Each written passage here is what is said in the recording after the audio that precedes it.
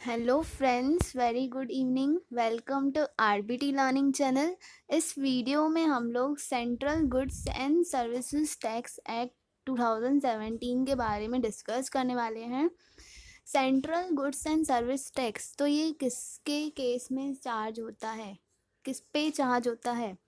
Central goods and service tax जो है वो इंट्रा स्टेट सप्लाई के केस में चार्ज होता है। इंट्रा स्टेट सप्लाई मीन्स जब एक गुड्स और सर्विसेज और बोथ दोनों एक प्लेस से दूसरे प्लेस पर ट्रांसफ़र होते हैं with in the state.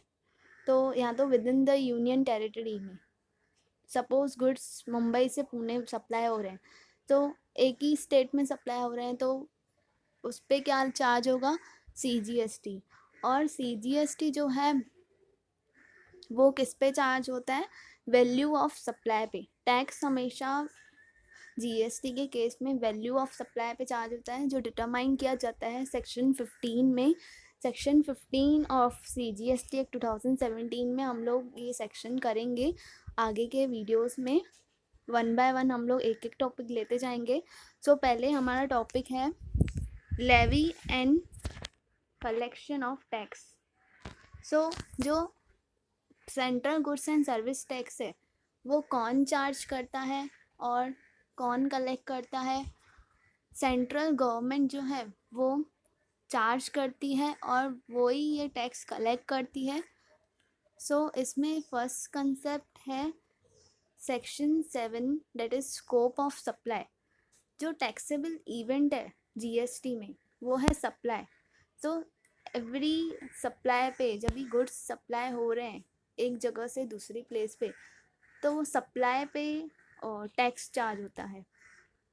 Journal meaning supply में क्या क्या इंक्लूड होता है, वो दी गई है सेक्शन 7 सबसेक्शन 1 क्लॉज ए में।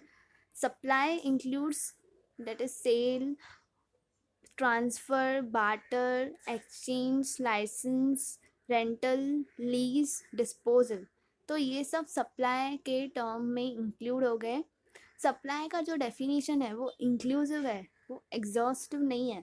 तो यही टर्म्स के अलावा और कोई भी जो जीएसटी काउंसिल फ्यूचर में स्पेसिफाई करेगी वो भी सप्लाई में इंक्लूड हो जाएगा। तो सप्लाई जो है, अगर वो कंसिडरेशन पे किया है, मनी पे करके सप्लाई किया है, तो वो हो गया सप्लाई।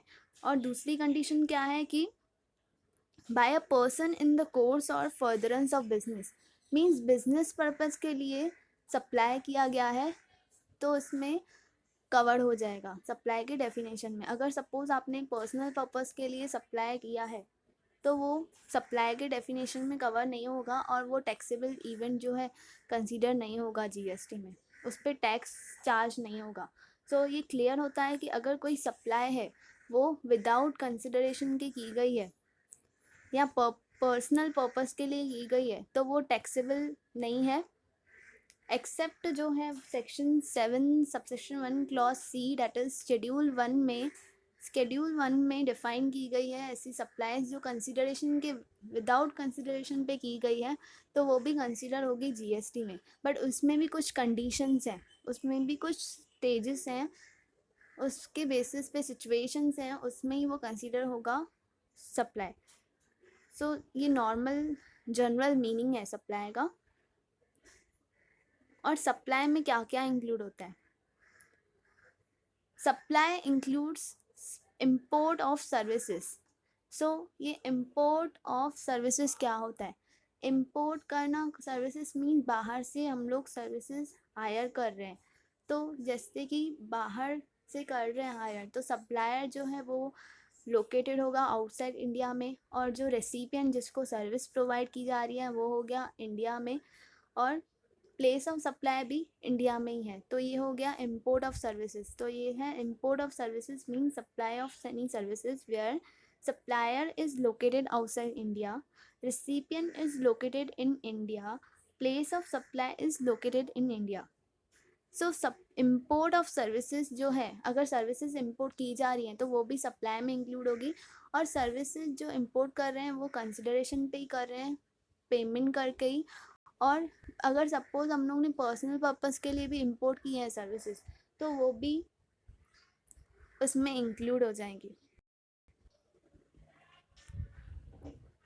तो person importing service for personal purpose shall be liable to IGST because importation पे और एक्सपोर्ट करने पे गुड्स या सर्विसेज या दोनों, तो उस पर integrated goods and service tax charge होता है।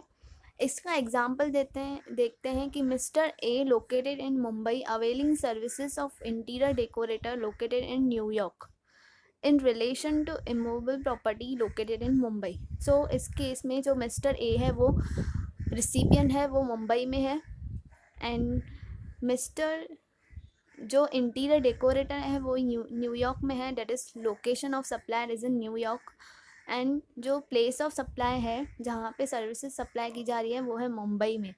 सो जो सर्विसेज सप्लाई कर रहा है डेट इज़ सप्लायर, तो वो टैक्सेबल टेरिटरी में नहीं है, वो टैक्सेबल टेरिटरी के बाहर है। टैक्सेबल टेरिटरी मीन्स इंडिया में, बिकॉज जो CGST एक्ट है वो पूरी इंडिया पे अप्लीकेबल है, और इंडिया में जो भी पर्सन्स रजिस्टर्ड हैं GST में उन पे ये एक्ट एप्लीकेबल होता है। सो जो रेसिपिएंट है तो वो पे करेगा tax as per reverse charge mechanism, because यहाँ पे जो है सप्लायर रजिस्टर्ड नहीं है, तो उस केस में किसी ना किसी को तो टैक्स पे करना है। अगर सपोज ऐसे केस होता कि लोकेशन जो है रेसिपिएंट का, वो पर्सन भी रेसिपिएंट भी अनरजिस्टर्ड पर्सन होता, तो उस केस में सप्लायर जो है वो टैक्स पे करता खुद से, या तो कोई पर्सन जो उसको रिप्रेजेंट करता, या तो कोई पर्सन वो अपॉइंट करता, वो उसके बिहाफ पे टैक्स पे करता। सेक्शन 7 में ही है, सेक्शन 7 सबसेक्शन 1 क्लॉज C, वो क्या है, सप्लाई विदाउट कंसिडरेशन। तो हम लोग ने जनरल मीनिंग क्या पढ़ी थी कि सप्लाई हो रहा है बट कंसिडरेशन पे हो रहा है और बिजनेस पर्पस के लिए किया जा रहा है, तो वो होगा सप्लाई। बट यहाँ पे जो है सप्लाई विदाउट कंसिडरेशन, तो वो एक्टिविटीज़ जो है वो स्पेसिफाई की गई हैं शेड्यूल 1 में, मेड और to be made without consideration, but business purpose के लिए किया है। सेक्शन 7 में ही है, section 7 subsection 1 clause D, whether activity to be treated as supply of goods और सर्विसेज। सो ये भी जो एक्टिविटीज़ हैं वो स्केड्यूल 2 में कवर की गई हैं। उसमें बहुत सारी एक्टिविटीज़ हैं, सपोज़ कि भाई अगर जॉब वर्क के केस में, तो जॉब वर्क की सर्विसेज हैं, तो वो गुड्स, सप्लाई ऑफ गुड्स हैं या सप्लाई ऑफ सर्विसेज, और वो आपको डिसाइड करना है उसमें, वो सब एक्टिविटीज़ मिली हुई हैं। सेक्शन 7 में ही, section 7 subsection 2, neither a supply of goods और सप्लाई ऑफ सर्विसेज। तो फ्रेंड्स स्केड्यूल 3 में वो एक्टिविटीज़ हैं जो ना कि सप्लाई ऑफ गुड्स हैं और ना कि सप्लाई ऑफ सर्विसेज हैं। तो वो एक्टिविटीज़, यहाँ तो कोई एक्टिविटीज़ जिनको सेंट्रल गवर्नमेंट ने और स्टेट गवर्नमेंट ने रिकमेंड किया है on the recommendations of decide किया है on the recommendations of GST council, तो वो एक्टिविटीज़ जो है ना कि सप्लाई ऑफ गुड्स कंसिडर की जाएंगी, ना कि सप्लाई ऑफ सर्विसेज, तो वो GST उस पर भी चार्ज नहीं होगा, और GST के वो दायरे से बाहर हैं, तो वो एक्टिविटीज़ पे टैक्स नहीं लगेगा, GST नहीं लगेगा। तो वो सब एक्टिविटीज़ शेड्यूल 3 में डिफाइन की गई हैं। Issue of notification by government, section 7 subsection 3। सो इस केस में कौन सा नोटिफिकेशन गवर्नमेंट इशू कर सकती है? गवर्नमेंट इशू कर सकती है notification in respect to supply of goods and services, जिन गवर्नमेंट जो है काउंसिल, जो GST काउंसिल है, उनके रिकमेंडेशन पे नोटिफिकेशन इशू कर सकती है कि कौन सी गुड्स हैं और कौन सी सर्विसेज हैं जिन पे GST एप्लीकेबल नहीं होगा, तो उनके रिस्पेक्ट में गवर्नमेंट नोटिफिकेशन इशू कर सकती है, तो वो GST के दायरे से बाहर हो जाएंगे गुड्स और सर्विसेज और बोथ। सो यही था हमारा सेक्शन 7, जो शेड्यूल 1, शेड्यूल 2 एंड शेड्यूल 3 जो हम लोग ने पढ़े, उनको in detail next video lecture में हम लोग समझेंगे। तो अभी तक का लेक्चर ये जस्ट स्मॉल लेक्चर था, जस्ट इंट्रो पार्ट था।